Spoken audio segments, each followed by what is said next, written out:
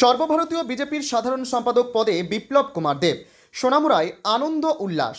সর্বভারতীয় বিজেপির সাধারণ সম্পাদক পদে ত্রিপুরার প্রাক্তন মুখ্যমন্ত্রী তথা বর্তমান সাংসদ বিপ্লব কুমার দেব নিযুক্ত হওয়ায় সোনামুড়ায় দেখা গেল আনন্দের আবহ।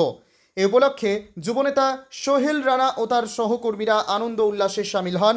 বাজি ফুটিয়ে এবং সাধারণ মানুষের মধ্যে মিষ্টি বিতরণ করে তারা এই নিযুক্তিকে স্বাগত জানান। তাদের বক্তব্য, বিপ্লব কুমার দেবের এই গুরুত্বপূর্ণ দায়িত্বপ্রাপ্তি শুধু ত্রিপুরার জন্য নয়, গোটা রাজ্যের বিজেপি কর্মী সমর্থকদের জন্য গর্বের বিষয়।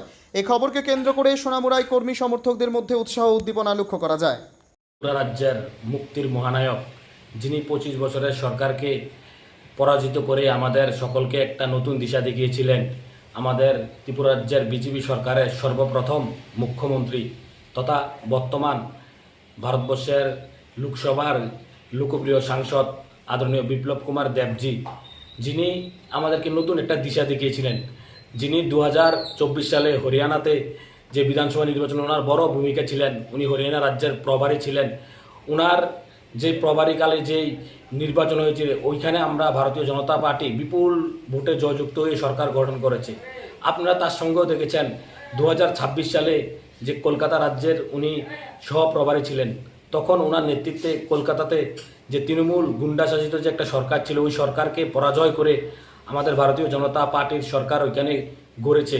তারই সফলতা দেখে আমাদের আদরণীয় দেশের প্রধানমন্ত্রী নরেন্দ্র মোদীজি এবং ভারতবর্ষের সর্ববৃহত্তম দল বিজেপি দলের সর্বভারতীয় সভাপতি নীতিন নাবিজি ওনাকে ভারতবর্ষের সর্বভারতীয় বিজেপির সাধারণ সম্পাদক নিযুক্ত করেছেন। আমরা খুবই গর্বিত যে উনি একজন আমাদের ত্রিপুরার মাটির ছেলে।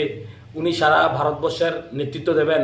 উনি ভারতবর্ষের যেই অন্যান্য রাজ্যগুলি আছে, ওই রাজ্যগুলোতেও উনি নির্বাচন করবে এবং ওনার সাফল্যে এবং নরেন্দ্র মোদী নীতিন নাবিজির সাফল্যে এবং ওইখানেও ভারতীয় জনতা পার্টির সরকার গড়বে। আমরা ওনার থেকে খুবই আশাবাদী যে আমাদের রাজ্যের একজন ছেলে ভারতবর্ষের এখন নেতৃত্ব দেবেন। তারই আমরা আজকে আনন্দ উল্লাস উপভোগ করলাম সোনামুড়া বাজারে।